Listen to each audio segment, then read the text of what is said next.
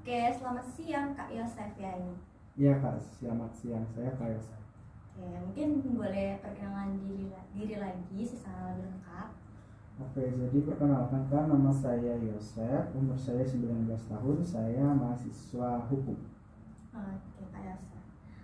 Berarti sudah tahu ya, saya ini sebagai konselor yang akan menemani sesi konseling Kak Yosef hari ini. Dan segala percakapan atau cerita yang Kak Yosef bicarakan hari ini tidak akan tersebar luaskan dan akan terjamin rahasianya. Begitu ya Kak? Iya Kak. Kita boleh mulai dari sekarang saja ya Kak? Iya.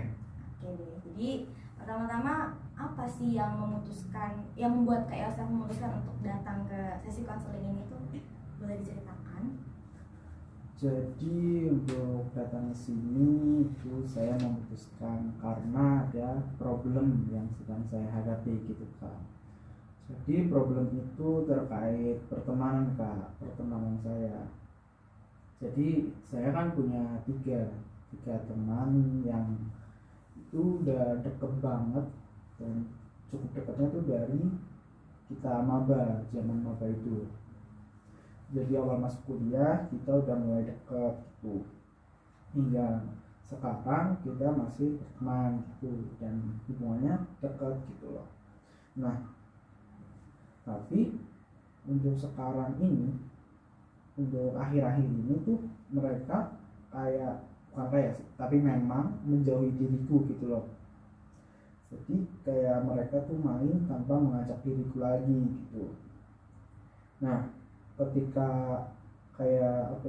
aku sedang bersama berempat, kayak mungkin duduk-duduk di fakultas atau di kampus gitu-gitu, sedang bareng, tetapi mereka tuh kayak mengintimidasiku gitu loh, kayak mendiskriminasiku gitu loh. Jadi aku juga kayak merasa mereka sedang membicarakanku di belakang gitu loh, walaupun di depanku tuh kayak masih hai gitu loh, masih happy aja, masih ramah-ramah dengan aku juga gitu loh, kayak nggak ada masalah sama sekali gitu loh. Nah, dengan adanya hal itu ya, untuk saat ini akhirnya aku menutup diri gitu loh dari mereka khususnya, tapi untuk orang-orang sekitar juga aku cukup menutup gitu loh dari pertemanan gitu khususnya. Nah, kayak oh iya, pos kita kan deket gitu loh, walaupun gak satu tempat tapi kayak tetanggaan gitu Kak. Nah, jadinya aku tuh jadi jarang kayak keluar kos. Terus misal mau keluar kos itu pun kayak cuma beli makan, dan itu beli makan yang dulunya bareng-bareng itu tuh sekarang ya aku perginya sendiri gitu loh, mau ngapa-ngapain juga sendiri, walaupun dulunya kayak makan bersama gitu kan. Nah, karena itu aku sekarang lebih banyak sendiri gitu Kak. Tapi ada satu sisi kayak aku tuh kesepian gitu loh, dan aku kayak membutuhkan mereka. Ibaratnya kan mereka kayak keluarga keduaku. Setelah ibaratnya jauh gitu kan kita merantau di sini, terus kita kan jauh dengan keluarga inti. Nah, ibaratnya mereka yang jadi keluarga keduaku di sini. Tapi karena adanya hal itu aku jadi ngerasa kesepian gitu loh Kak. Oke, berarti ini dalam satu lingkup pertemananmu itu kamu merasa terintimidasi ya dengan mereka, kamu merasa terabaikan. Itu bagaimana Kak? Kok bisa kamu merasa terabaikan gitu? Apakah mereka yang memang sengaja menjauh atau bagaimana? Mungkin bisa diceritakan. Kalau itu ya karena menurutku iya sih, mereka kayak mendiskriminasiku, kayak mereka kan main tanpa ngajak aku. Biasanya kan kalau main kita bareng-bareng berempat gitu loh, tapi ini mereka main cuma bertiga loh, nggak ngajak aku lagi gitu loh. Jadi mereka ketika mereka main kamu nggak diajak, tapi sebelumnya pernah kamu diajak untuk main sama mereka? Ya Kak, jadi kalau main ya memang agendanya kita berempat gitu. Oke. Nah, sebelum kamu dijauhi atau merasa terintimidasi gitu, pernah nggak sih kamu kayak merasa ada konflik gitu dengan mereka? Konflik kayaknya gak ada deh, soalnya aku sama mereka selama ini juga fine-fine aja. Aku menerima mereka, aku baik-baik aja, nggak ada masalah. aku pikir kayak gitu sih, nggak ada pertengkaran gitu, nggak ada marah-marah yang masalah gitu, nggak ada kayaknya. Berarti dan menurutmu selama ini nggak ada konflik terus tiba-tiba mereka menjauh begitu? Ya Kak, aku merasa kayak gitu sih. Tapi kan mereka tuh pergi bertiga kan tanpa kamu ya.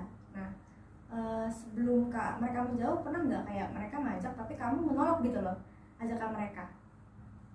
Kalau itu, oh ya pernah Kak, kalau itu. Jadi pernah mereka tuh kayak ngajak aku, mereka bertiga ngajak aku untuk naik, tapi aku menolak. Dan aku pikir menolakku ya emang ada alasan yang ibaratnya wajar gitu loh untuk menolak, bukan yang karena aku males gitu loh untuk pergi. Dan aku itu tuh karena nggak ada uang pada saat itu, gitu sih Kak. Nggak ada uang. Jadi kamu pernah diajak sama mereka sebelum mereka menjadi kamu ya, tapi kamu menolak karena kamu nggak ada uang posisinya waktu itu ya? Iya Kak.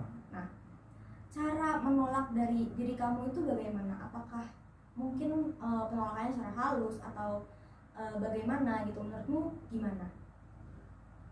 Kalau dibilang halus gimana ya, kalau soalnya kan itu kayak persepsi orang masing-masing gitu. Kalau menurutku nggak tahu ya, tapi aku pada saat itu menolaknya tuh dengan rada kesel gitu loh. Jadi kan mereka tuh ngajaknya pada saat aku gak ada uang gitu. Nah posisinya kan akhir bulan Kak, karena anak kos di akhir bulan, kondisi keuangan kan udah menipis karena uangnya udah dibuat untuk 1 bulan penuh itu Pak. Jadi ya aku kesal gitu loh, kayak kenapa sih mereka nggak memahami aku gitu loh, malah mereka tuh ngajak main-main gitu loh, padahal itu kondisinya di akhir bulan. Jadi ya mungkin aku nanggapin pada saat itu tuh rada-rada kesel gitu Kak. Iya.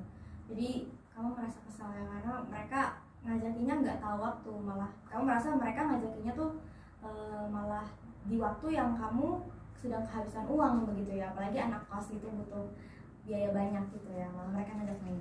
Iya pada saat itu aku benar-benar kesel sih sama mereka, dan itu tuh nggak cuma sekali gitu loh, 3 kali kayaknya beda mereka ngajaknya tuh pada akhir-akhir bulan gitu, nggak cuma sekali. Ya kamu ada rasa tersinggung juga ya. Iya. Sudah 3 kali juga. Oke. Nah, paham sih. Nah, kamu pasti juga pengen dingertiin lah ya sama mereka, ini akhir bulan loh, kan bisa lah gitu baca suasana, kamu lagi nggak ada uang gitu kan. Ya harusnya sih sama-sama paham ya, kan anak sama-sama anak kos ya, harusnya saling memahami gitu. Oke. Paham. Tapi tadi kan kamu bilang nih, selain kamu juga kesepian dan mereka orang keluarga kedua kamu lah ya istilahnya, kamu ada nggak sih keinginan untuk memperbaiki hubungan dengan mereka bertiga ya tadi? Iya. Kalau dibilang pengen, ya pengen banget ya, kalau kita kan udah teman dekat, kemana-mana dulunya bareng, ibaratnya udah jadi keluarga, terus tiba-tiba ngejauh, kan aku jadi kesepiannya, tentunya pengen. Cuman untuk saat ini aku tuh benar-benar buntu gitu loh, kan nggak ada solusi untuk diriku sendiri terkait permasalahanku gitu loh, kayak mau sana sini nggak enak sama mereka, memulainya bingung dari mana, jadi aku bingung mau ngapain gitu Pak. Oke. Berarti kamu memang ada ya niat untuk memperbaiki hubungan ini ya? Iya Kak, saya pengen. Oke, kalau begitu saya ada alternatif yang mungkin boleh kamu coba untuk dilakukan, begitu ya? Boleh ya saya berikan? Iya Kak. Oke, jadi pertama-tama kamu harus mengerti dulu kalau orang-orang di sekitarmu itu, termasuk teman-temanmu itu berbeda. Jadi ada orang yang peka, ada orang yang nggak bisa paham dengan situasi. Ya kalau saya sih mengerti, kamu kan di akhir bulan kondisi seperti itu pasti inginnya ya dimengerti lah, teman-temanmu juga paham peka gitu loh, apalagi sama anak kos. Tapi ya memang realitanya ada orang-orang di sekitar kita yang memang kurang bisa peka dan sensitif terhadap hal-hal seperti itu gitu ya. Jadi kamu harus merendahkan ekspektasi kamu terhadap mereka juga gitu. Jadi kamu harus menerima gitu loh mereka yang seperti itu gitu. Nah kemudian tadi kan kamu bilang kalau kamu menolak mereka juga kan dengan kesal. Nah, Iya. kalau dari pandangan saya kemungkinan ya mereka itu nggak mau ngajak kamu lagi ya karena itu, karena mungkin mereka melihat ketika kamu diajak kamu malah marah sama mereka gitu. Mungkin perspektif mereka kamu marah sama mereka, jadi itulah kenapa kok kamu bisa seolah-olah dijauhkan begitu, karena ya mungkin mereka takut begitu untuk ngajak kamu lagi. Oh iya sih Kak, kayak waktu dulu waktu ibaratnya aku nanggepin mereka, mereka tuh kayak langsung diem gitu loh Kak. Waktu mungkin aku marah saat itu, dari mereka langsung diam dan langsung pergi aja udah gitu. Oke, oke.